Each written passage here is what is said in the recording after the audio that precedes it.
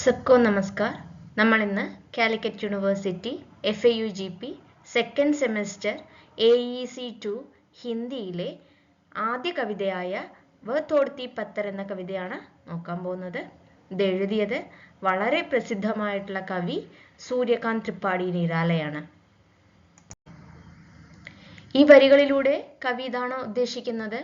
വഹ തോടത്തി പത്തർ देखा उसे मैंने ഇലഹാബാദ് കെ പദ് പർ വഹ തോടത്തി പത്തർ. അവൾ കല്ല് പൊട്ടിക്കുന്നു, അതായത് വലിയ വലിയ കല്ലുകൾ പാറകൾ പൊട്ടിക്കുന്നു, കല്ല് പൊട്ടിക്കുന്നു. ഞാൻ അത് എവിടെയാ കണ്ടത്? ഇലഹാബാദിലെ വഴിയിലാണ് ഞാൻ കണ്ടത്. അവൾ ശക്തമായി പ്രഹരത്താൽ കല്ലുകൾ പൊട്ടിക്കുന്നു. कोई न छायादार पेड़ व जिसके तले बैठी हुई स्वीकार. അവൾ ഇരിക്കാൻ ഒരു തണൽ മരവും അവിടെ ഇല്ല, അതായത് അവൾക്ക് തണൽ നൽകാൻ അവിടെ ഒരു തണൽ മരവും ഇല്ല. എങ്കിലും അവൾ അത് സഹിച്ച് ആ ജോലി ചെയ്തുകൊണ്ടിരിക്കുന്നു. അവൾക്ക് അവിടെ ഇരിക്കാനായിട്ട്, അവൾക്ക് ചായ നൽകാനായിട്ട്, തണൽ നൽകാനായിട്ട് ഒരു തണൽ മരവും ഇല്ല. എങ്കിലും അവൾ ഇരുന്ന് അവൾ കല്ല് പൊട്ടിക്കുക തന്നെയാണ് ചെയ്യുന്നത്. ശ്യാം തൻ ഭർ ബാന്ത് യൗവൻ നദ് നയന പ്രിയ കർമ്മരഥമൻ. ഓക്കെ, ഈ വരികളിലൂടെ ഉദ്ദേശിക്കുന്നത് എന്താണെന്ന് വെച്ച് കഴിഞ്ഞാൽ അവളുടെ ശരീരം ഇരുണ്ട നിറമാണ്, ഇത്തിരി ബ്ലാക്കിഷ് ആയിട്ടുള്ള ശരീരമാണ്, യുവത്വം നിറഞ്ഞതാണ്, വളരെ യങ് ആണ് അവള്. കണ്ണുകൾ താഴ്ത്തിയിരിക്കുന്നു അവൾ. മനസ്സ് മുഴുവനും അവൾ എവിടെയാണ്? കർമ്മരഥമായിട്ടാണ് അവളുടെ മനസ്സിരിക്കുന്നത്. അവൾ ചെയ്യുന്ന ജോലിയിലാണ് അവളുടെ മനസ്സ് അർപ്പിച്ചിരിക്കുന്നത്. गुरु हथौड़ा हाथ करती बार बार प्रहार सामने तरु मल्लिക അട്ടാലിക പ്രാകാർ. എന്ന് വെച്ച് കഴിഞ്ഞാൽ എന്താണ്?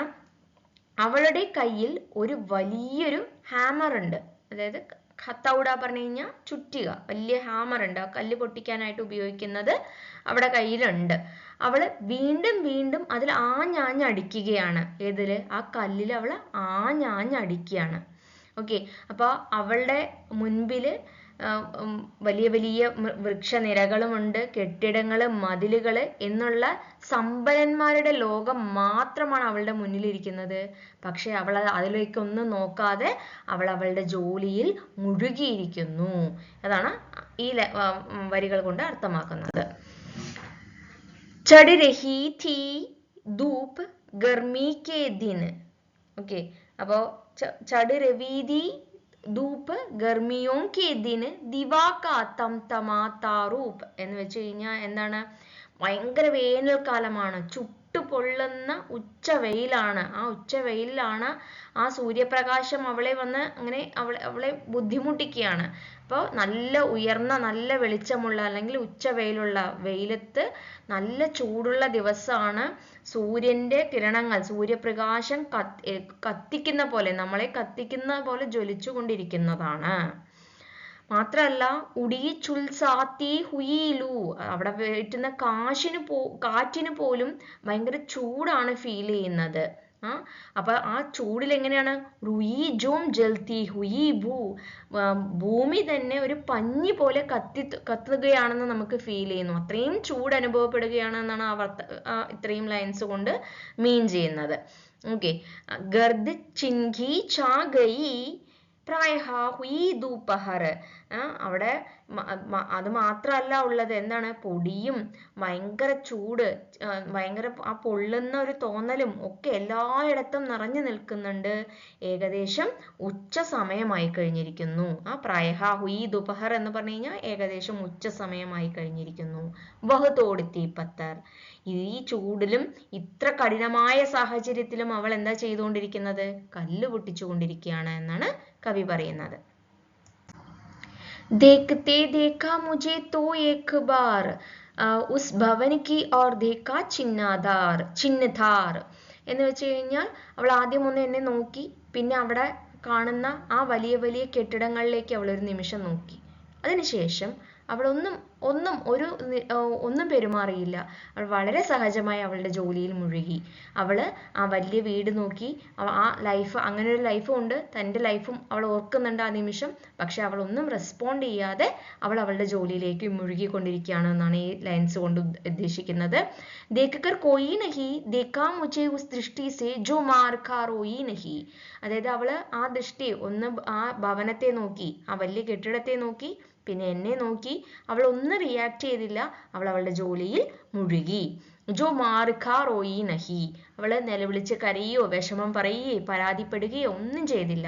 സജാ സഹജ സിത്താർ പറഞ്ഞ അവൾ എപ്പോഴും എന്താണോ ചെയ്തുകൊണ്ടിരിക്കുന്നത് ആ വീണ തന്നെ മീട്ടിയെന്ന് കൊണ്ട് ഉദ്ദേശിക്കുന്നതാണ്. കവിഭാവനയിൽ നിന്ന് വരുന്നതാണ്. അവൾ എന്നും ചെയ്യുന്നത് ഏത് വീണയാണോ മീട്ടുന്നത് അത് മീട്ടിക്കൊണ്ടേയിരിക്കുന്നു എന്ന് പറഞ്ഞു കഴിഞ്ഞാൽ അവൾ കല്ല് പൊട്ടിച്ചുകൊണ്ടിരിക്കുകയാണ്. അവൾ ആ ജോലിയിൽ തന്നെ മുഴുകിയിരിക്കുന്നു. സുനി മേനെ വഹ് നഹി ജ്യോതി സുനി ചങ്കാർ. അവള് എന്തൊക്കെയോ അവൾക്ക് കേൾക്കാനും പറയാനും ഒക്കെ ഉണ്ടായിരുന്നു. അതൊന്നും അവിടെ റിഫ്ലക്ട് ചെയ്യുന്നില്ല. അവളുടെ നോട്ടം കൊണ്ട് അവൾ നോക്കി, അവൾ അവളുടെ ജോലിയിൽ മുഴുകി. एक क्षण के बाद वह काम पे सुखर ठुलक मादे से खिरे सीकर लीन होते कर्म में फिर ज्यों कहा मैं തോടുത്തി പത്തർ. അതായത് ഒരു നിമിഷം അവൾ അങ്ങനെയൊക്കെ നോക്കിയെങ്കിലും അവൾ അവളുടെ ജോലിയിൽ തന്നെ വീണ്ടും ചെയ്തുകൊണ്ടിരിക്കുകയാണ്. അവൾ അവിടെ അതിനുള്ള ഒരു ഇന്റർവെല്ലോ ഒരു ബ്രേക്കോ ഒന്നും കൊടുക്കുന്നില്ല. അവൾ അവളുടെ ജോലി ചെയ്തുകൊണ്ടിരിക്കുന്നു. അതിനിടയിലേക്ക് അവളുടെ കഷ്ടപ്പാടുകളും അവളുടെ ആ കാഠിന്യമായിട്ടുള്ള അവസ്ഥയിൽ നിന്ന് അവളുടെ നെറ്റിയിൽ നിന്ന് വിയർപ്പ് തുള്ളികൾ താഴെ വീഴുന്നു. എന്നിട്ടും അവൾ അതൊന്നും കൂട്ടാക്കുന്നില്ല. അവൾ വീണ്ടും അവളുടെ ജോലിയിൽ മുഴുകിയിരിക്കുന്നു. ഈ വരികളിലൂടെയൊക്കെ ഉദ്ദേശിക്കുന്നത് എന്ന് പറഞ്ഞു കഴിഞ്ഞാൽ ആ സ്ത്രീയുടെ ജീവിതത്തിന്റെ പോരാട്ടവും അവൾ വളരെ ആത്മഗൗരവത്തോടു കൂടിയും ധൈര്യത്തോടു കൂടിയിട്ടുമാണ് ഇതൊക്കെ കാണിക്കുന്നത്. അല്ലാതെ അവൾ കരഞ്ഞിട്ടോ വിഷമിച്ചിട്ടോ അയ്യോ എനിക്ക് ഇങ്ങനെയൊന്നും വലിയ വീടുകളില്ലല്ലോ, എനിക്കൊരു നിഴല് തരാൻ ആരും ഇല്ലല്ലോ എന്നുള്ള വിഷമമൊന്നുമല്ല കാണിക്കുന്നത്. അവൾ വളരെ സെൽഫ് കോൺഫിഡൻറ്റോട് കൂടിയിട്ടും സെൽഫ് റെസ്പെക്റ്റോട് കൂട്ടിയിട്ടും മുന്നോട്ട് പോകുന്നു എന്നുള്ള വരികളാണ് ഇവിടെ വ്യക്തമാക്കിയിരിക്കുന്നത്. അപ്പോൾ ഈ ജോലിയാണ് എനിക്കെല്ലാം, വളരെ ജോലി ചെയ്ത് ഞാൻ അന്തസ്സിൽ ജീവിക്കുന്ന ഒരു സ്ത്രീയാണ് എന്ന് തെളിയിക്കുകയാണ് ആ അവസാന 4 വരികളിലൂടെ പറയുന്നത്. അവളുടെ നെറ്റിയിൽ നിന്ന് വിയർപ്പ് തുള്ളികൾ വീണിട്ടും അവൾ എന്താണ് അവളുടെ ജോലിയിൽ. ലീൻ ഹോത്തേ കർമ്മമേ ഫിർ ജൂം കഹാ. അപ്പൊ അവളുടെ ജോലിയിൽ തന്നെ മുഴുകി ഇരുന്നുകൊണ്ട് അവൾ പറയുകയാണ്, ഞാൻ എന്താ ചെയ്യുന്നത്? തോടുത്തി പത്തർ, ഞാൻ കല്ല് പൊട്ടിക്കുകയാണ്. അവൾ സധൈര്യം, അവൾ വളരെ ഗൗരവത്തോടു കൂടിയിട്ടാണ് പറയുന്നത്, ഞാൻ സ്വന്തമായി ഒരു തൊഴിൽ ചെയ്തുകൊണ്ടാണ് ജീവിക്കുന്നത് എന്ന്. അപ്പോൾ സ്ത്രീകളുടെ കഷ്ടപ്പാട്, സ്ത്രീകൾക്കുണ്ടാവുന്ന ബുദ്ധിമുട്ടുകൾ എല്ലാം മനസ്സിലാക്കിക്കൊണ്ട് വഴിയിൽ പോകുന്ന ഒരു കല്ല് പൊട്ടിക്കുന്ന സ്ത്രീനെ കാണുമ്പോൾ കവിഭാവനയിൽ നിന്ന് വന്നതാണ് ഈ വരികളൊക്കെ. വളരെ ആഴമേറിയ വരികളാണ്. ഇതിൻ്റെ അപ്പുറം ഈ വരികളുടെ മീനിങ് മാത്രമല്ല, ഇതിനപ്പുറം ഒരുപാട് കാര്യങ്ങൾ ചർച്ച ചെയ്യാനായിട്ടുണ്ട്. ഓക്കെ, അപ്പോൾ ഒരു സ്ത്രീയുടെ പോരാട്ടമാണ് ഈ കവിതയിലൂടെ നമുക്ക് വ്യക്തമാക്കി തന്നിരിക്കുന്നത് ശ്രീ സൂര്യകാന്ത് ത്രിപാഠി നിരാല. ഇതാണ് ഇതിൽ നിന്ന് നമുക്ക് മനസ്സിലാക്കാവുന്നത്. ഓക്കെ, അപ്പോൾ ധന്യവാദം.